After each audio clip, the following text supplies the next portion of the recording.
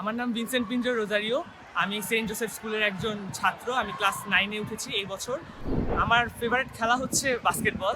প্রথম দিকে আমি যখন বাস্কেটবল খেলতাম তখন অতটা ভালো খেলতে পারতাম না। আমি যখন এই স্কুলে ঢুকি তখন প্রথমে আমি খেলা শুরু করি ফুটবল। তো ফুটবল আমার একটা ফেভারিট খেলা ছিল, কিন্তু আস্তে আস্তে যখন আমার ফ্রেন্ডরা বাস্কেটবল অনেক ভালো করতে থাকে, যখন আমি বুঝতে পারি জোসেফের লেগেসি হচ্ছে বাস্কেটবল, তখন আমি বাস্কেটবল খেলা শুরু করি। এবং আমি মেইনলি আমাকে ইমপ্রুভ করি আন্দোলনের টাইমে, যখন আমাদের এখানে স্কুল বন্ধ ছিল তখন আমরা খেলতে আসতাম। সেই সময়ে ফ্রি টাইমে আমি নিজেকে ইমপ্রুভ করি এবং এখন আমি খেলতে খেলতে লাস্ট যে আমাদের টুর্নামেন্ট হলো সেই টুর্নামেন্টে একটা ভালো পারফর্ম করি। আমরা ফাইনাল জিততে পারিনি, কিন্তু একটা ভালো পারফরমেন্স দিতে পেরেছি। আমার বাসা স্কুলের খুব কাছে, এই জন্য আমি প্রত্যেকদিন প্র্যাকটিস করতে আসতে পারি এবং নিজেকে ইমপ্রুভ করার জন্য আমি প্রত্যেকদিন চেষ্টা করি। আমি যখন খেলতে আসি আমার ফ্রেন্ডসরা আমাকে খুবই সাপোর্ট করে।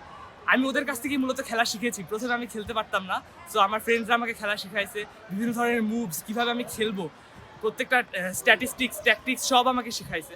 সো এভাবে আমি নিজেকে ডেভেলপ করতে থাকি এবং একসময় আমাদের যে কোচ সে আমার টিমে নেয় এবং এভাবে খেলা চলতে থাকে। আমার স্বপ্ন আমি একজন ভালো বাস্কেটবলার হব, সেটা ন্যাশনাল পর্যায়ে হোক, ইন্টারন্যাশনাল পর্যায়ে হোক, যে পর্যায়ে হোক।